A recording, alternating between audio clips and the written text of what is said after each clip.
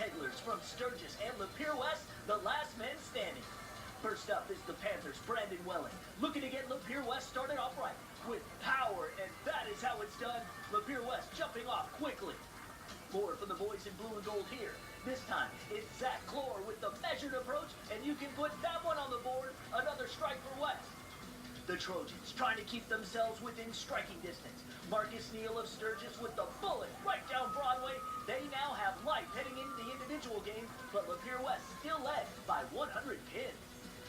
That final stroke from Neal to end the Bakers, however, was just what the doctor ordered, because in the individuals, Sturgis came alive. One of several Sturgis seniors, Derek Fresky, and he is feeling it. But the Panthers not able to let their lead go without a fight. Connor Whitey with the guided missile, Lapeer West trying to hold on. But Sturgis was just way too hot, and the dagger came from Logan Kolpinski. That put the Raps on a huge comeback victory. The Trojan Keglers from Sturgis bring home the first trophy of any kind in school history.